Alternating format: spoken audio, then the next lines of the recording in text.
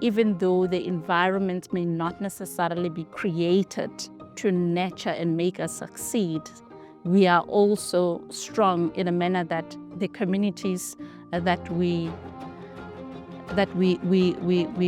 form part of.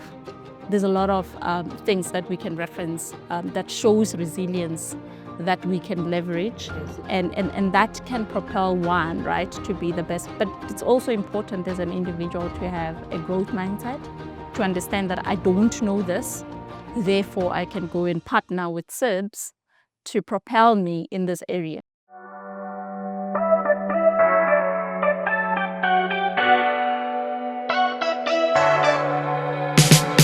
Hello and welcome to another episode of the ICT Dynamic Women Podcast. Today, I have the pleasure of having a discussion with one powerhouse and true phenomenal woman, Khutso Chabalala, the founder and CEO of Hulu Tech. Today, we're talking all things cybersecurity and AI, something that is at the tip of all of our tongues. I'm excited. I'm really excited. I think the new trends that are coming in the ICT space, it is actually an avenue for us as women to step up and basically for us to advance the women voice. I'm hoping that I will inspire another woman and a little girl that is not having a direction on where to start. So yeah, I look at it as a platform to inspire others to basically advance in what they want to advance in. I think the ladies really took care of me. I'm not a makeup person, by the way, but I realized that I really need to learn how to do this. I'll come more often to Clarence for them to really give me that lift. But I think the experience was good. I love their products. And yeah, I'm definitely going to buy. Tomorrow I'm coming back again for another makeover. And as you know, it is Face Beat Friday, and who other than Bobby Brown to make sure that I look fabulous for the day. And of course, who else would have done this? Without my girl tops, I would not have looked this fabulous. So join me today as we talk all things cybersecurity, all things AI, as we move uptown, baby, to the Radisson.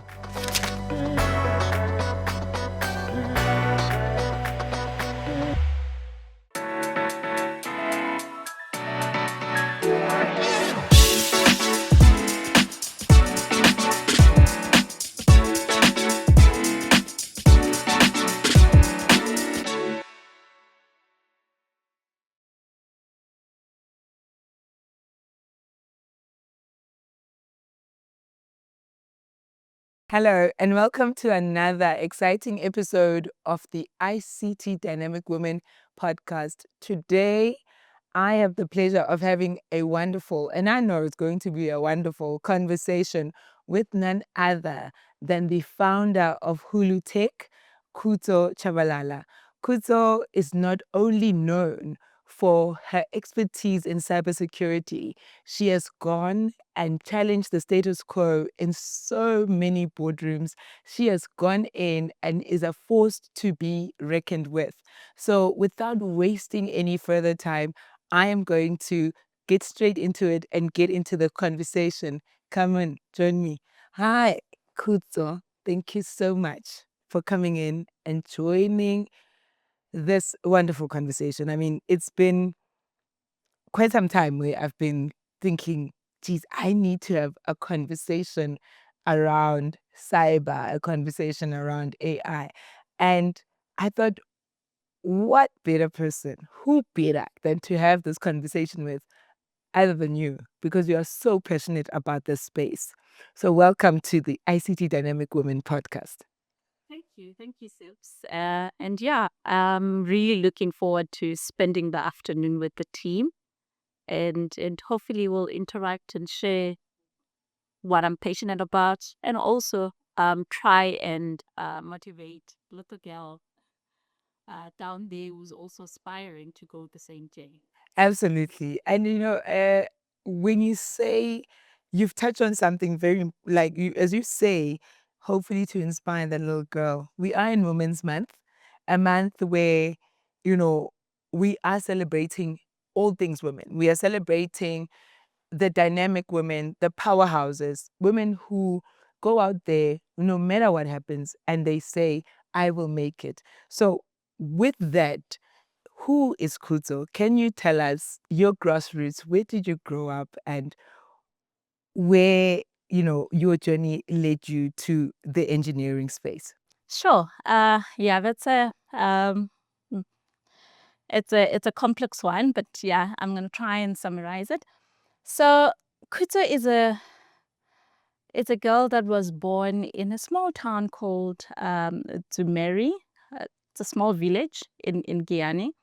And yeah, I think she was in a shell. She was in an environment where there was no exposure of any thought. I mean, anything that you could think of that the cities would actually provide. So it's a small village, no facilities, and I think the only thing that she had is support from her father, Yeah. who was I would say a taxi driver slash a taxi owner, but he had so much passion about education, and that's one thing that actually inspired me to do more, knowing that I had the support from my father. And yeah, I think I was always aspiring to excel. Eventually, my father managed to raise funds through his taxi business to take me to a private school in Guyana. And people were asking, how is your father able to afford a private school, yet he doesn't have like an affluent kind of Of jobs course, the that stereotype would yeah then fall yeah in. Yeah. and yeah, I think by him breaking the barriers of what was a norm at the time to take his kids without having a proper job to a private school, it aspired me also not to fail him. And I think when I got into high school, my journey was actually destined for maths, to do anything in STEM. Yeah. So I eventually went for maths and physics stream. And yeah, when I got to matric, my desire was engineering. But the type of engineering, I didn't have a proper direction in terms of which engineering I wanted to do. I think what I was exposed to was mechanical engineering. Hence, at the time when I got into university, I started off there, but then I realized, hey, there's actually industrial engineering, which kind of like pairs very well with ICT. And I eventually went into the industrial engineering stream, where I eventually got a job as a process engineer in the manufacturing industry. And the rest is history. So yeah. And I think quite an incredible journey, right? Because from pure engineering, you then segue into, or evolve rather, into the ICT space. What has that been like? I mean, looking back, what would you say was that pivot for you and how did it come about? Yeah. So taking it back to the manufacturing sector where I started off in my career, I was always breaking barriers because it was a male dominated industry. I remember there was a time where I managed a production line, and there were other engineers also managing their own production line. And the competition was around which production line is performing better than the other. And through that, I think, uh, yeah, I needed to do better, and also show that because I'm the only female engineer in the team, my line can actually do better. And eventually I succeeded. But I think when I was in the process engineering space, it happened that I got a breakthrough into the consulting environment, still supporting the manufacturing business. And I think consulting kind of like opened my eyes that actually there's more to this field. I could still be in manufacturing, but at the same time, I can also venture into ICT. I can be a business person, or I could be in, in different functions that the business kind of like had to offer. So And I love the fact that you've touched on the fact that, you can also be a business person. I mean, if we look into you being in the ICT space and then your entrepreneurial journey, you know, I'm trying to weave these two together to then say from pure engineer, then moving into the ICT space, and now paving your own way and really building a legacy and saying, here I am from Hulu Tech, and I am building my legacy, and now I'm challenging, I'm challenging that male dominated space, and I'm going in from a cybersecurity perspective. When you look at that, what would you say inspired you to take that leap as well into entrepreneurship? So I grew up with a father that that inspired me a lot. Of course, Hence I deep said that rooted he in, was in he was he entrepreneurship. was Yeah. yeah, and prior to that, him venturing into the taxi business, he had other retail stores that he tried business at, and he failed, and then he was trying something else. But I think the fact that he was not an educated man, and he always found himself in I mean, on an edge where he was regarded as a man that succeeded in doing something. It inspired me that now that I have the education, therefore I can do more. So I remember when I entered into the consulting space, I dealt a lot with business owners. There was a lot of executives. And I think when they looked at me with an eye where they felt like they could see solutions of turning around their businesses. I had to do a lot of research, be creative, meaning that have an end-to-end view of how business operates. And that actually sparked the desire for me to go into to do my MBA. And I think one lesson really propelled me to go that journey was the fact that there was a project that we needed to do within the ICT department, and I didn't know much about it. And for me, it was like, flip, how can I ensure that I grasp as much as I need to in terms of what these guys are doing in this business unit, and at the same time also be able to provide strategic direction for this executive that has just presented to us that they're struggling in terms of advancing technology wise. And that's when I was like, flip, I need to get a course that will give me an all-rounder, finance, IT, all that. An MBA came in.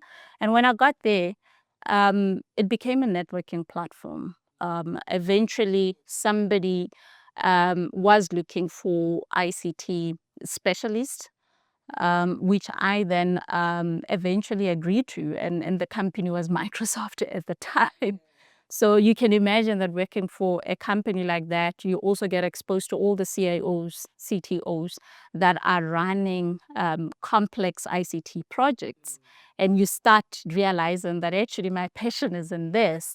And it worked so well with the fact that I came from a process environment, because process is about how do we ensure that we transform our operations. And it doesn't matter whether you're in manufacturing, ICT, finance, or whatever. It's about transforming your business unit. And that kind of like gave me a base to say, flip, this is the right platform for me, because then you're advising it from the technology space, but also influencing the direction of companies in terms of where they are propelling or where they want to see their growth. And so I think by getting into an ICT space, engaging with a lot of executives, in some instances it could be business owners, it also sparked the desire for me to venture into my own cyber security company. And I think the reason that actually wanted me to just select cybersecurity as a specific technology I was more passionate about, was the fact that I don't think as Africans we are ready for what is coming when it comes to the cyber breaches.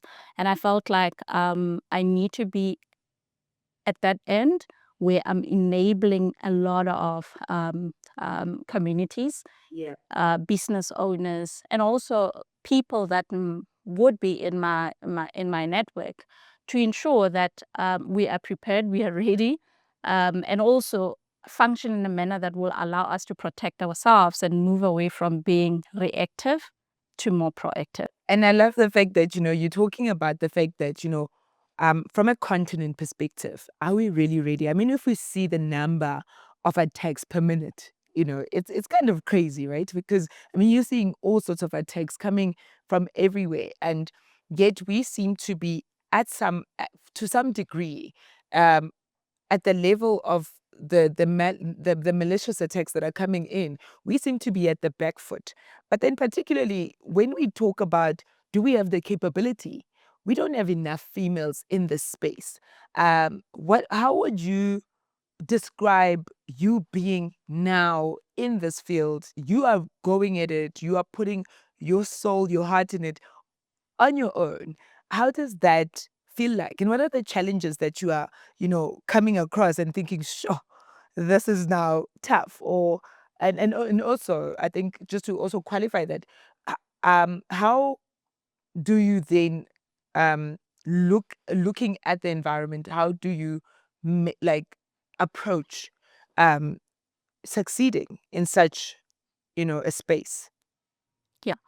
Um, the industry is tough, especially for a female African um, entrepreneur that is actually trying to break the barriers in that environment.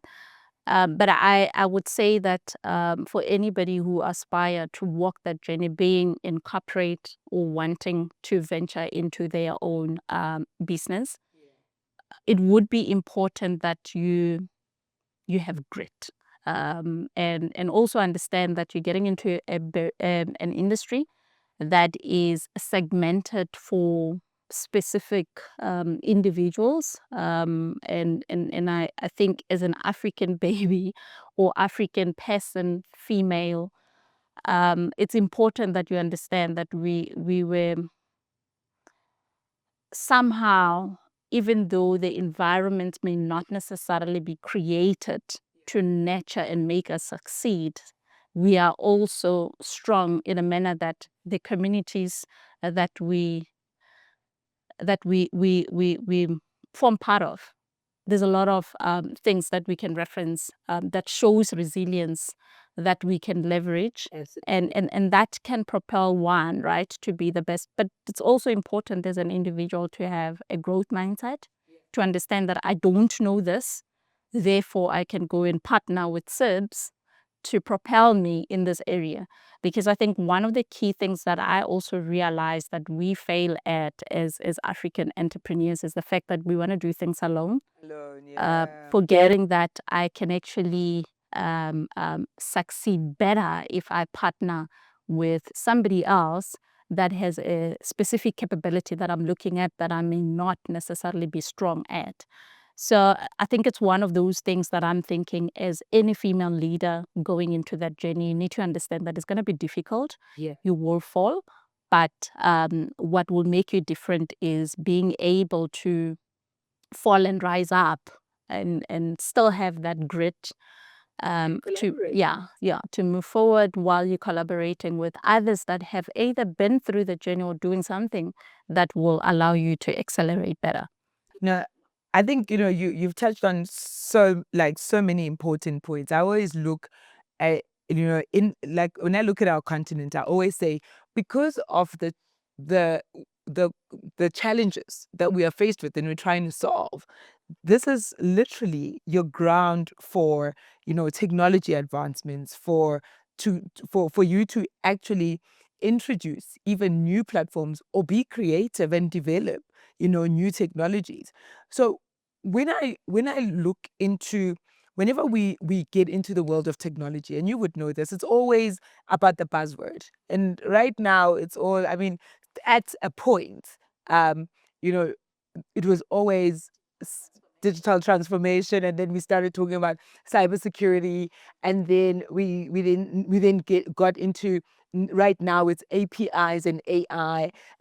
Sometimes people don't even know what that is, but they're just like, yay! It's a plug and play. It's not a plug and play, but when you look at the work that you are doing, and I mean the capability that you offer, and you look at the adoption or the acceleration that we are seeing in terms of AI, right?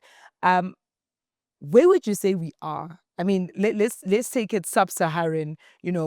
Are we using and adopting AI in the right way? And then maybe let's go continent-wise to say, what are you seeing? What are the trends that you're seeing when it comes to AI?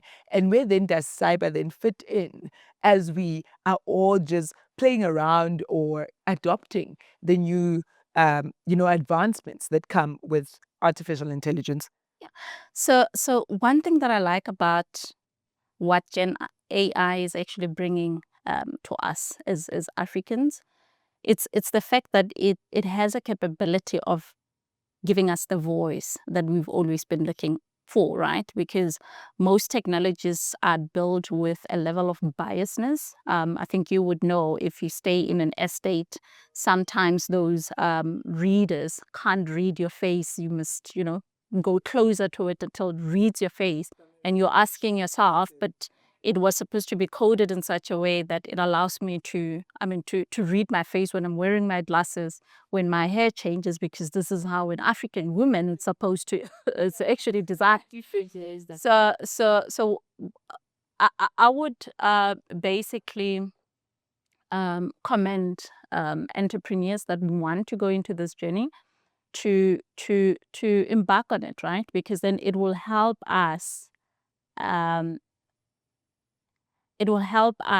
form part of the team that will, well, basically form part of or give input to how that technology should actually function. Because if you think about AI, it is built on the fact that you're giving it data, which is your input, and that LLM needs to learn and produce an outcome. But without us being involved, without us participating in it, it becomes a little bit of a challenge, because whatever that it learns from a different narrative, which may not necessarily represent the African perspective.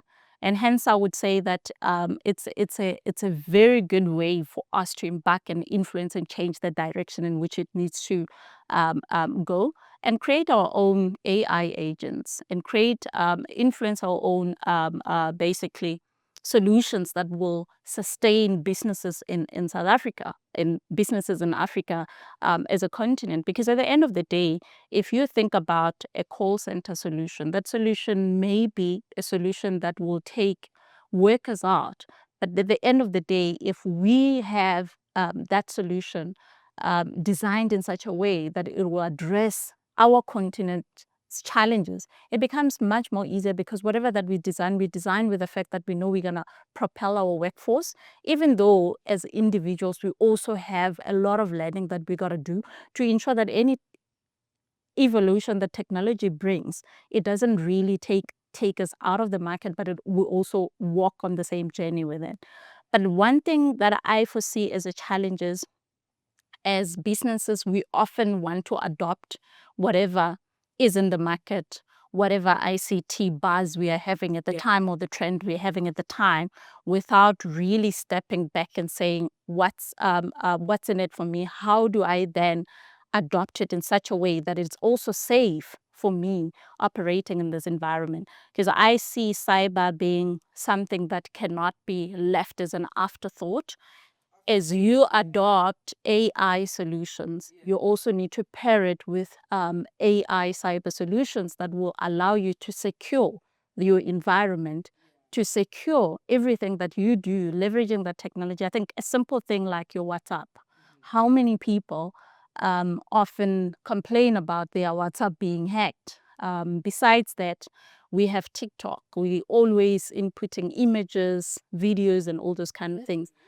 And I don't think as an African continent, or people or users that are using these technologies, we ever think that is there a possibility that somebody can just take my video, recreate something out of it, and boom. And I mean, as a continent, and I think, well, like globally, really, we are now starting to see the deep fake videos coming in. And I think quite a lot of times, I mean, I always chuckle when I see a trend on social media where someone is pranking their gran or their mom and saying, look what this person said, and it's the AI prank. To think that obviously there is a generation that doesn't understand that. However, I always ask myself, as you said, it's machine learning. So what are we inputting into the machine? What is it learning? And what are the risks? And you've touched on that. I also love the world of opportunity it's giving us to undo or address, rather, not really undo because it's not a silver bullet, but to start addressing some of the misinformation about us as a continent. Because we are now saying, we inputting information about ourselves. I mean, I sometimes chuckle. I look at it and I say, we actually have an opportunity to put the history as we know it um, into the machine. So this is quite interesting for me. It must be quite an interesting world for you. So what does a day in the life of Khutso look like? Yeah, so because I'm juggling between so many projects, a day would be, I'm still trying to bring in the health element, even though I try to do it once or twice in a week. But a day will look like, it would be more about conceptualizing solutions, advising companies around digital transformation strategies that will basically inform how their employees do business, looking at leveraging technology to advance their operations. And hence, I think my focus is always pinned on people, process, and tech, because at the end of the day, you can have the best technology in the world, but without taking people with it, it's going to be difficult for people to adopt. Yet, I think back then in the days when SharePoint was introduced, a lot of people didn't like it. They felt like They still use the Excel. And I love what you said, because I always say, just like David Novak has put it, as he was taking over, I think it's Yum Foods, and he always, he's got a book. In his book, Taking People With You, it's always about how do we then, as we are evolving and as we are introducing new platforms, etc. Great use case being SharePoint. How do you take people with you? So I think in terms of taking people with you, coming from the lean manufacturing industry, it's um, uh, everything that you bring on board. You need to ensure that you have a proper, I would say, plan. And if you have a proper plan and you communicate that plan to people that need to execute the plan, it becomes an easy conversation.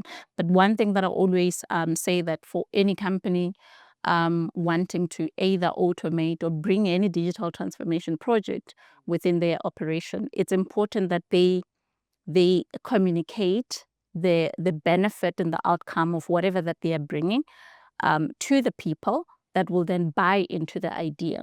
Once you have that, you have to ensure that you understand your as-is processes. Yeah. What is happening now that we probably need to advance?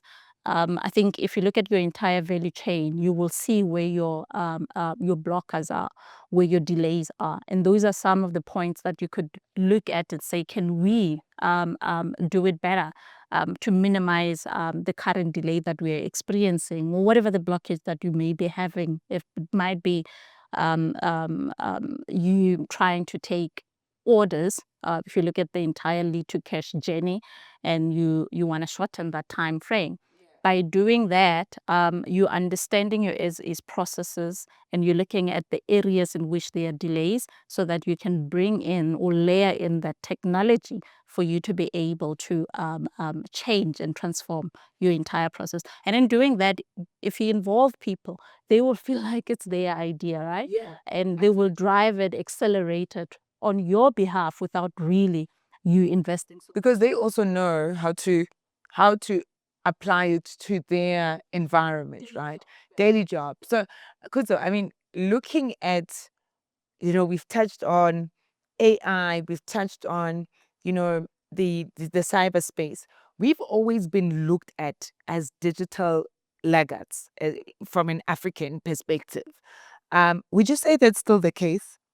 It's unfortunate the world sees us like that, right? And I don't think that is the case. All their prototypes is actually tested in South Africa. If you look at Linux Ubuntu, it was actually developed in Cape Town, spinned off in the US where Amazon took it. But I feel like where we are now with AI, this is the phase where we have to create our own solutions. If it means that an American company buys it, let it be, but we have to ensure that our voice remains so that we don't end up consuming that technology back at the higher cost. So what I feel AI is bringing is we can, I think it gives us the capability to force our way to say we have the youngest generation in the world. We have the greatest minds in the world, and therefore, because the greatest minds are sitting in Africa, it technically means that all the solutions that we are now seeing in the Gen AI era will be coming from Africa. And I think there's a lot of young people that are doing brilliant stuff. It's just that I think us that are on the forefront, we also need to take a little bit of a step back to say, what is available in the African market? Can I take it, bring it onto the boardroom for us to be able to consume that solution? And I think that's where the gap is. We are not stepping back to consume what we are producing as an African. We always believe that the US company will be our savior. But don't you think, sorry to cut you there, don't you think that some of that, the precedence is in our policy making? The fact that, we are not consuming our own solutions. I mean, if we look at, I mean, there are quite a couple of apps, edutech, we're looking at medtech, cybersecurity, we're looking at, there's quite a lot of advancements that is and development happening in the African continent. However, we're not taking our own medicine. Yeah. So I think, yes, I would agree with you when you say policy has a role to play there in either advancing or not advancing, scaling some of the technologies that we build in Africa. One thing that I will say for sure, technologies that are built by other nations would definitely have biases. And it's important that we understand that those biases may actually be of a disadvantage to an African person. And that's where we need to come in. I mean, if you're in the financial services, again, access to financial products, there's a lot of things that we can do in that environment. And I think I just read recently that one of the SMEs was bought by the biggest bank in South Africa. And those are some of the things that we now need to start doing to ensure that we advance that African voice. Sure. Khutso, it is like a young woman, as you started off, we said young women, particularly now, I'm going to draw and focus on young women. We always talk about STEM, the shortages of young women coming out of STEM, the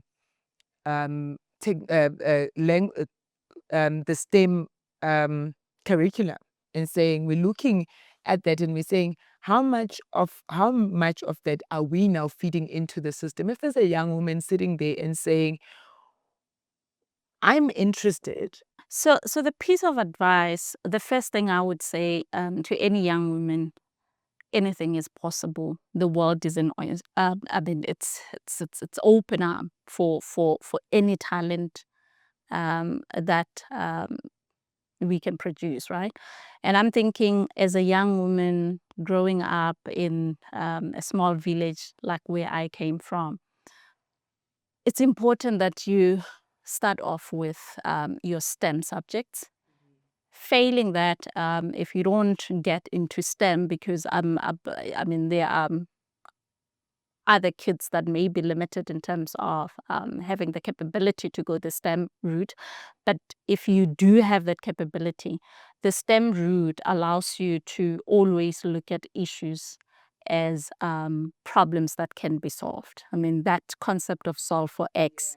And one thing that I actually loved when I was growing up, I loved geometry. Geometry was about seeing the same object, but having a different view between two individuals for you to get a specific outcome. So we could be solving for corresponding angles, and then you see it as an alternate angle, but we will still get to the same outcome. So it's important that if you go into that journey, it's not actually that you will do math when you get into your ICT fields, but but the key thing, but the key thing is it gives you the base for you to solve for complex problems in any environment or any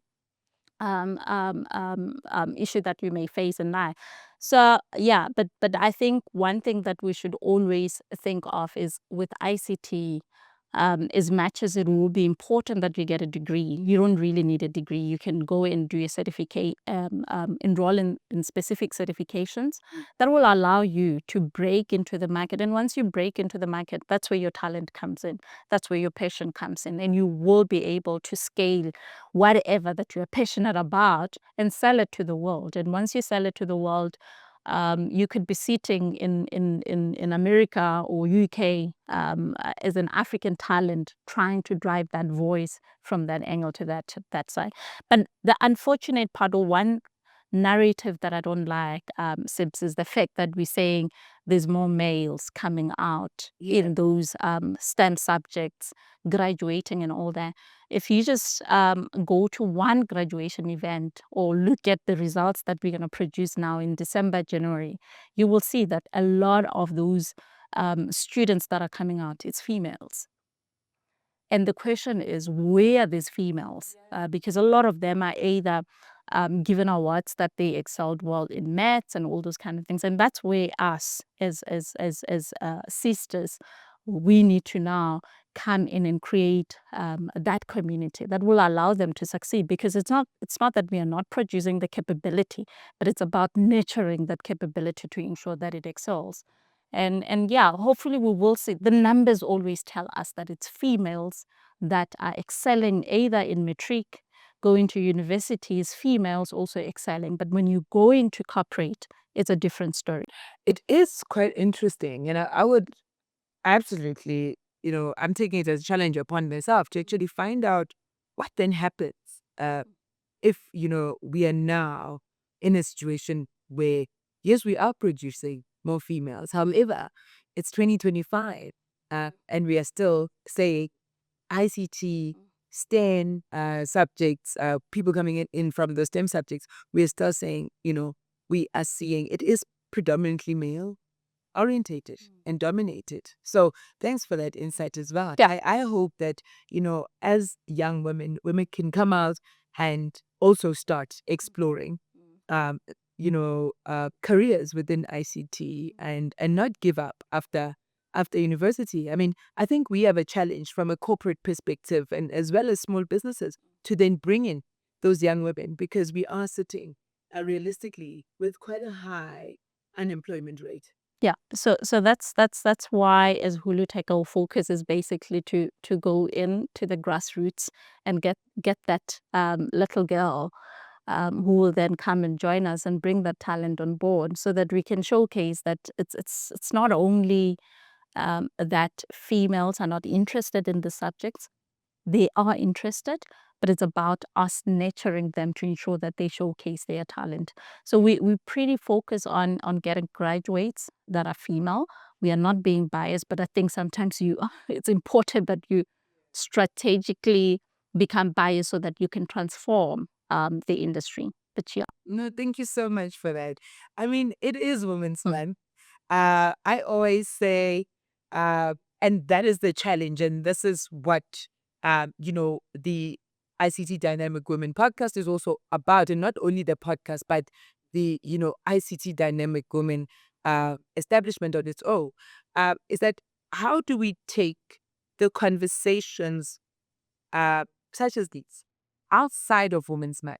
I always say we need to create an environment where we don't only wait for August. Yeah. So in your And I'm hearing you saying, we need to now take that to another, and that's what Hulu Tech is doing, taking it to another female or younger out there. How do we take the conversations on women empowerment, women in ICT, women challenging the status quo, women holding their ground and doing extraordinary things? How do we now take that conversation and those discussions outside of the frame of Women's Month? Yeah, I think it's important that Women's Month channel remains, right? Because it's a reminder for us to go and reflect and measure ourselves. Are we doing it well or not?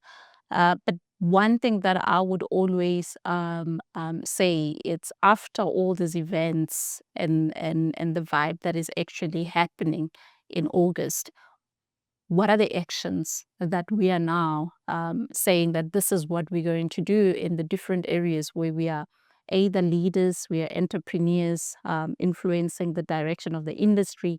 And it's important that if you are a female leader sitting in that boardroom, for you to have real intentions about transforming the current landscape, right? Where there's a lot of bias towards females. So if you are sitting in that board and you're alone amongst men, you should also ask yourself questions. Why am I alone?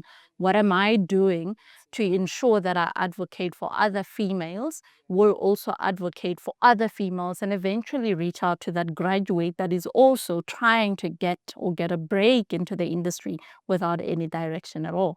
And without us having those intentions, it would be difficult. And it's unfortunate that sometimes when female leaders are sitting in those boardrooms, or you have your own business that you're creating, you would often lean more into males.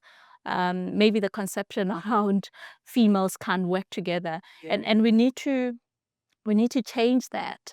Females can work together. I mean, if you think about the females or the era of Lillian Goy, they were together, they joined forces, and they were able to transform whatever the challenge, to change the challenge that they were actually experiencing at the time. And I think this is where we are as boardroom people. How do we then change that narrative to ensure that we get more females? I mean, we should be sitting on 60% in females in most boards, but it's the other way around. Absolutely. Yeah.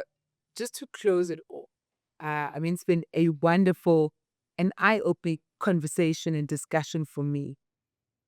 Just to close it off, what is the one big change that you would like to see in the ICT industry? Even if it's the next 5 years or the next decade, what is that change for you? I think the change, I would like to see more females managing most ICT businesses. And I would also like to see more African solutions being consumed in Africa. I'm not saying that we want to take out, the likes of the OEMs that are coming from Americas and the UK, but I feel like as Africa, we have the capability to build the solutions with the fact that now we got AI that gives us that, I would say, it's a propeller for us to accelerate what we are building on the ground. And without us taking advantage of this, it will still outweigh to the direction that it is now. To the current direction that we are in now. But I feel we have an opportunity to get more females on board. And I feel when there's more females, things happen, man. Things happen, and yeah, I think I think in the mining industry, they talk about beneficiation, right? And it is something that we need to start thinking of as ICT leaders, to say, what are we doing to ensure that we build our own solutions that we can sell to the world, for the world to consume? Because there's nothing limiting us. The only thing that is limiting us is you, Sibs, as an end customer that then has to trust my product to say, I'll buy your solution as an African solution for us to to scale up. I mean, there's a lot of lessons that we can learn without name dropping. You can look at Take a Lot, how it is actually dominating the landscape of e-commerce, even though the other of the likes of AWS and Amazon are actually coming in to try and disrupt, because they've been doing e-commerce so well in the areas where they function at the moment, and they try to come into South Africa to basically try and disrupt it. And I think Take a Lot has been standing there, and I would like to see more of those stories where it's all these ICT solutions standing and fighting back, right, with the voice of with an African voice, to basically say that, yeah, we can. And, as you put it, I always say, know your customer, know your consumer, because the example that you just gave is a true example of an e-commerce platform that understands their consumer. Yeah. Thank you so much, Khutso, for joining us. And thank you for sharing the knowledge that you have. I wish you all the best with Hulu Tech, and Godspeed.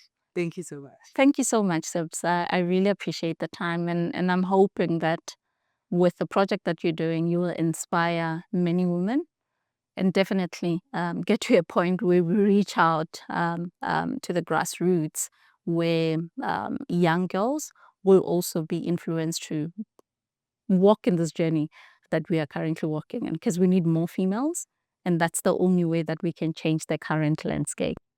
Awesome. Thank you so much. And there you have it, folks. Another powerful and dynamic discussion with the ICT Dynamic Women Podcast.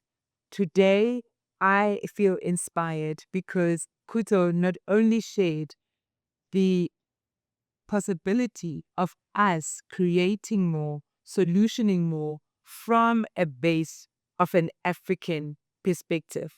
We've got so much more to learn.